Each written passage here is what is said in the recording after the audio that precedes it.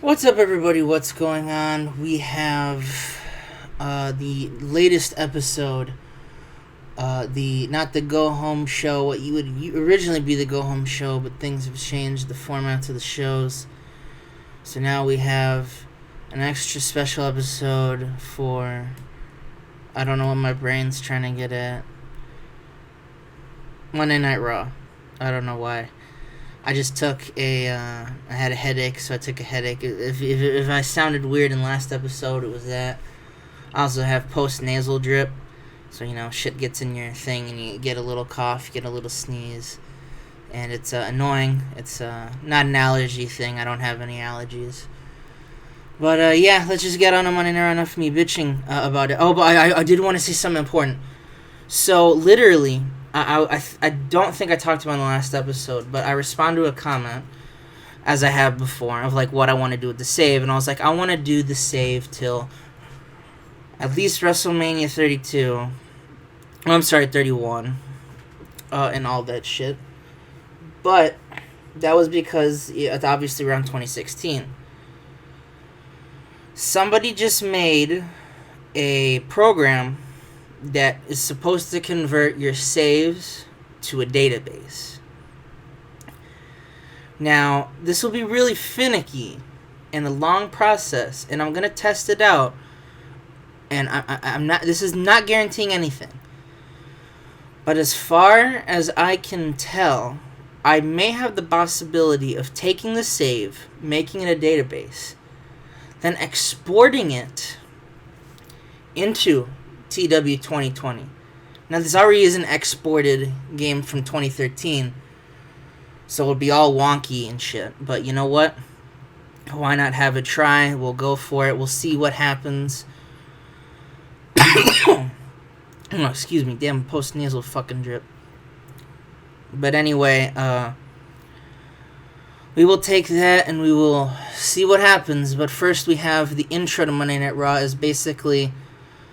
we kind of get a recap of basically just kind of the rumor mill. Supposedly, The Miz, Triple H, and Stephanie, well, mainly Miz and Triple H, have not spoken to each other.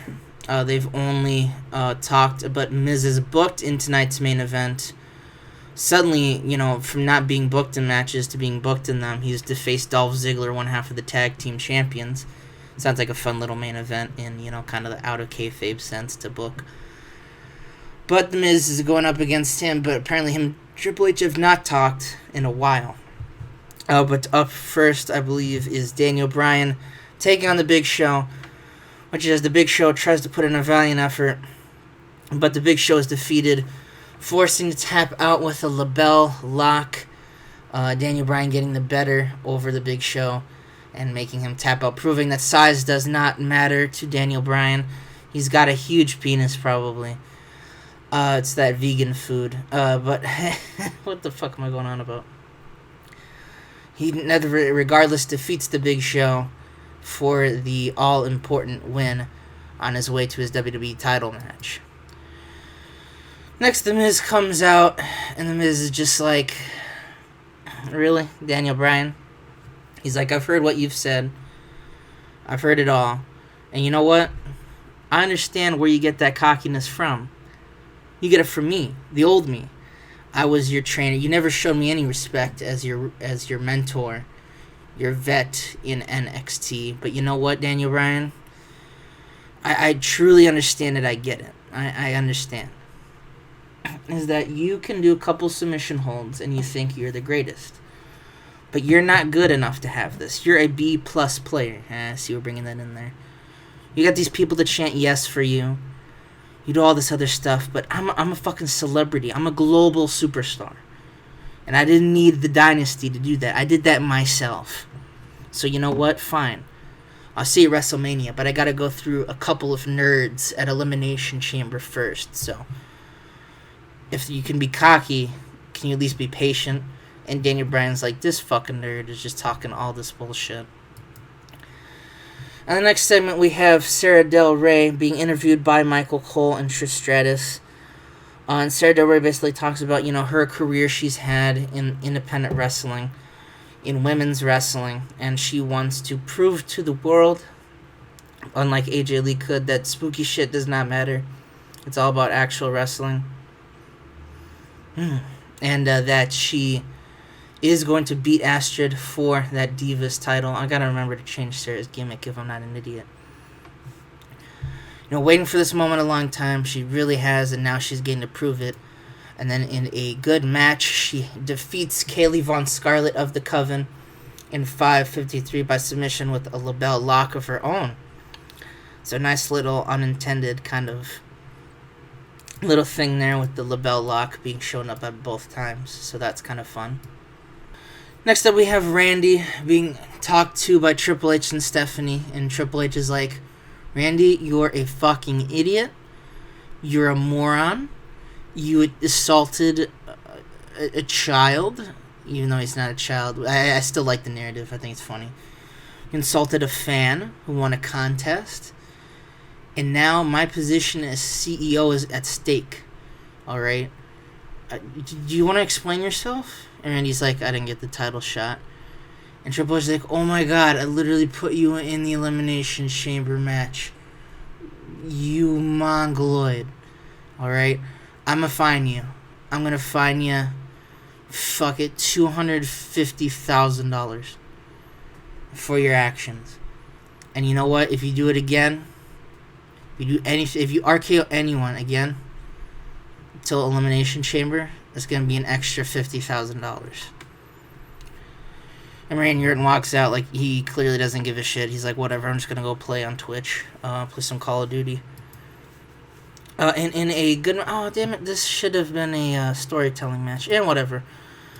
Evan Bourne takes on Antonio Cesaro with... what happened to Yujiro? Yujiro was supposed to show up.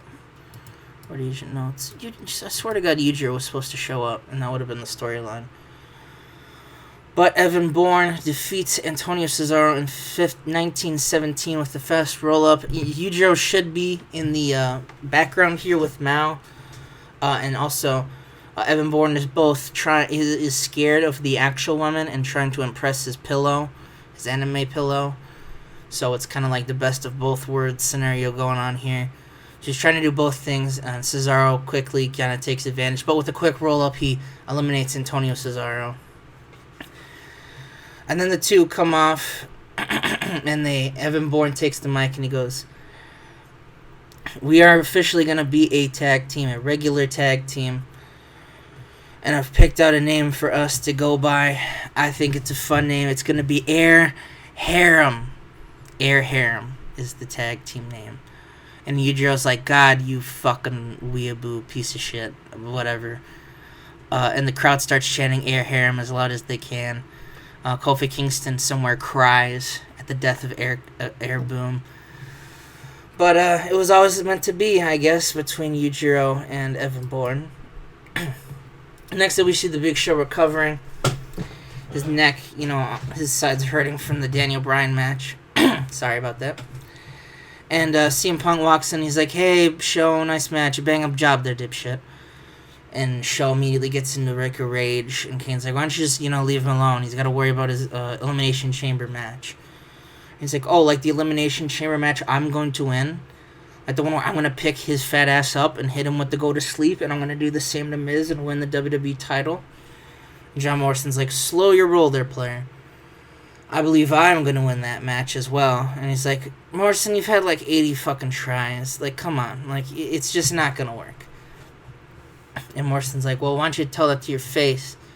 He's like, what the fuck does that even mean? And Morrison's like, I don't know what it meant either, but...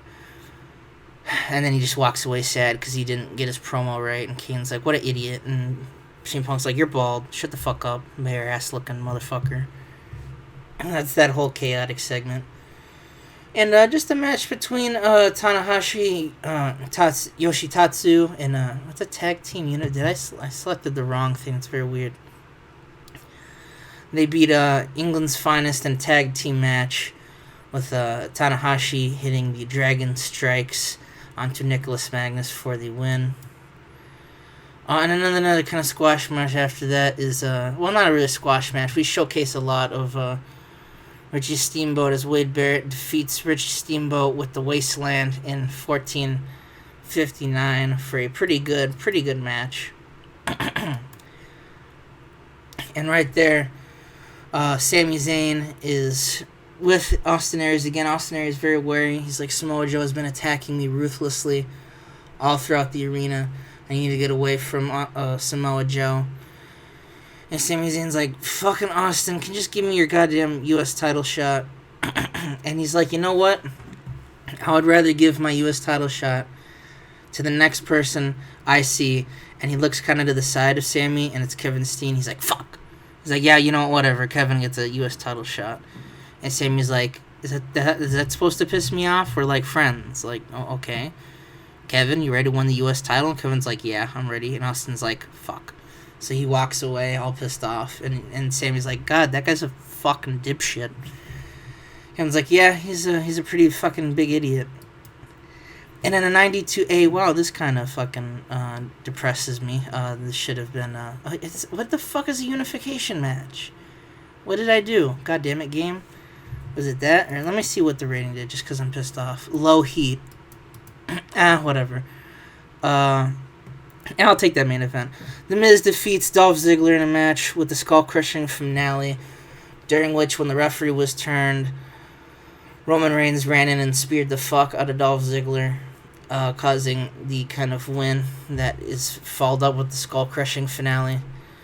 And after that, Triple H was on commentary for that. Triple H is sitting there, and the Miz is like, you can eat my asshole. Randy Orton runs in, RKO's Miz. Triple H is like, oh my god, what the fuck, Randy? And Randy's like, I do whatever I want. That's literally what I'm best known for.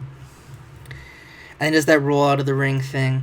He does the weird pose on the entrance ramp to pop the crowd, and that's how we end Monday Night Raw. 94A, good show. I will see you guys for the next episode of SmackDown, Friday Night SmackDown.